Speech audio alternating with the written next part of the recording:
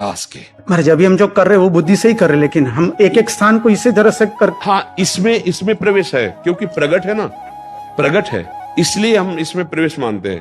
लेकिन जहां वो बात हुई वो त्रिगुणातीत है। त्रिगुण से रचे हुए शरीर का भान रहते हुए उस स्थिति में प्रवेश नहीं होता। हाँ, उस स्थिति में प्रवेश होता है देह भान रहित। वो 1 मिनट का तो 1 मिनट का प्रवेश हुआ, 5 मिनट का तो 5 मिनट में प्रवेश हुआ। पर आप अपना अनुभव कर सकते हैं, सामने वाले का नहीं। जिस समय वो चेष्टा युक्त है उस समय वो वहां नहीं है, कैसे कोई जानेगा? चेष्टाएं हो रही हैं। जैसे सिद्ध महापुरुष आचार्य जन हुए हैं तो प्रभु की प्रगट सेवाएं कर रहे हैं, व्यवहार में सबसे मिल रहे हैं, बात कर रहे हैं, पर वो एक क्षण भी प्रियाजू से बिलग नहीं है। तो उनका स्वरूप वहां स्थित है और श्री जी के प्रताप से यंत्रवत चेष्टाएं बिल्कुल सांगोपांग हो रहे। इसलिए कोई समझ नहीं पाता कि स्थिति क्या होगी इनकी। जब तक स्थिति प्रज्ञ नहीं है तब तक स्थिति का बोध नहीं होता। तो अपने लोग ऐसे चले, वाणी जी का गायन, लीलाओं का गायन, जितना बन रहा उतना लीला चिंतन। पर यह ध्यान रखें कि उसका फल होगा शरीर विस्मृति। कितने सेकंड, कितने मिनट। जब तक शरीर स्मृति है तब तक भाव देश में प्रवेश नहीं हुआ है। ये खास बात होती है। देहाभिमान ही शरीर स्मृति है। देहाभिमान में मूढ़ता बनी रहती है। मैं मानसिक परिक्रमा करता हूं, मैं लीला चिंतन करता हूं, इसमें वो अहम सुरक्षित है।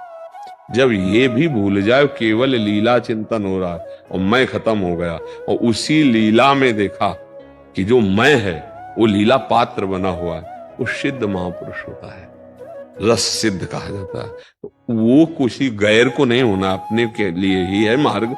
हर सिद्धावस्था हमारे लिए, मनुष्य देह इसीलिए दुर्लभ कही गई।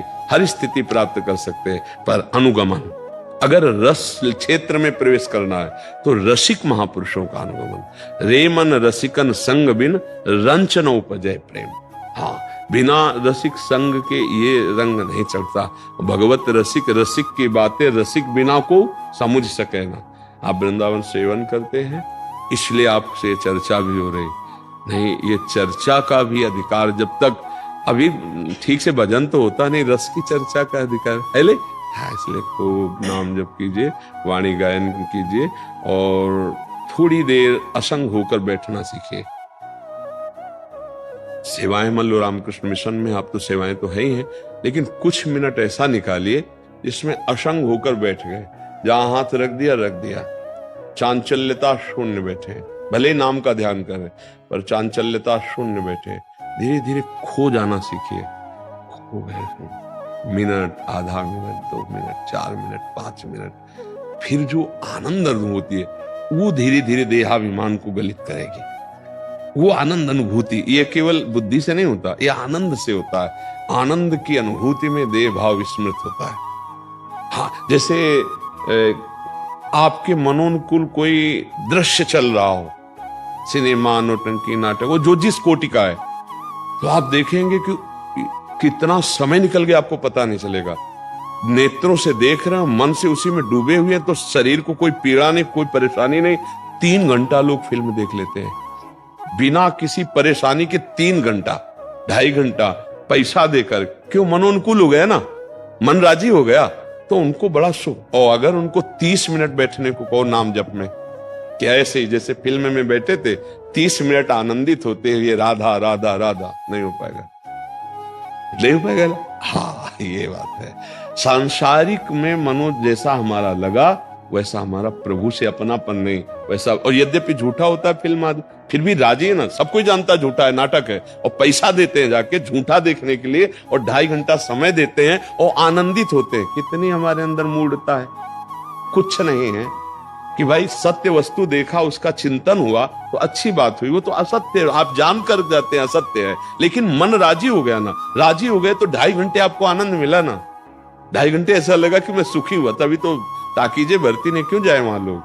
हाँ, अब सोचो, वो सुख उस दृश्य का नहीं था, तुम्हारी एकाग्रता का था। तुम्हारा मन विषय में लगा, एकाग्र हो गया। जैसे आपको कोई भी भोग है, अब आपको कहा जाए कि आप भोग लो, इसके बाद गोली मार देंगे, अब कोई भोग आपको आनंद दे दे तो बताना क्यों?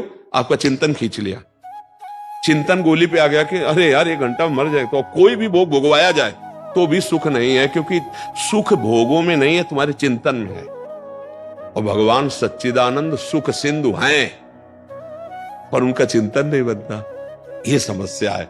ऐसा चिंतन बन जाए कि हम भूल जाएं 2 घंटे, जैसे फिल्म में भगवान की लीला में। मैं कौन हूं? मैं एक संत हूं, वृंदावन में बैठा हूं, मैं भगवान का चिंतन कर रहा हूं। ये अभी नहीं हो रहा।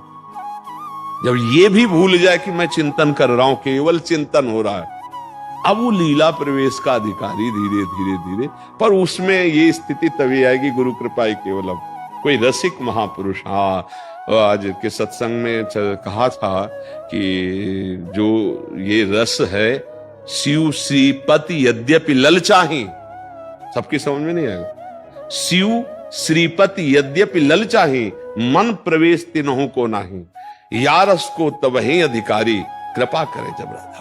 निगमागम की कौन चलावे, महाविष्णु के मन नहीं आवे। यारस को तबहि अधिकारी, कृपा करें जब राधा प्यारी। कृपा लाडली तबहि करें, जब श्री हरिवंश जो कर से धरे। रसिक शिरोमणि जब आचार्य गुरु कृपा कर देते, तब इस रस का अधिकार प्राप्त हो जाता है।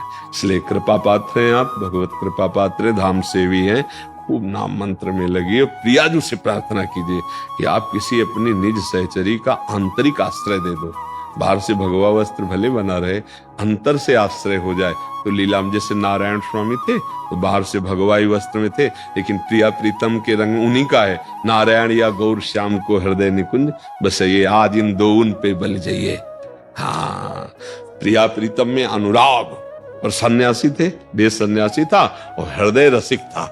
तो वृंदावन के रसिकों के संग से ऐसा रंग चढ़ा कि प्रिया प्रीतम का अनुराग जागृत हुए। ये देश ऐसा है, इसमें प्रिया प्रीतम का रंग आ ही जाता है। पर रसिकों की गाइड अत्यंत आवश्यक, उनका बिना अनुसरण किए इस मार्ग में चला नहीं जा सकता है। तो आप खूब नाम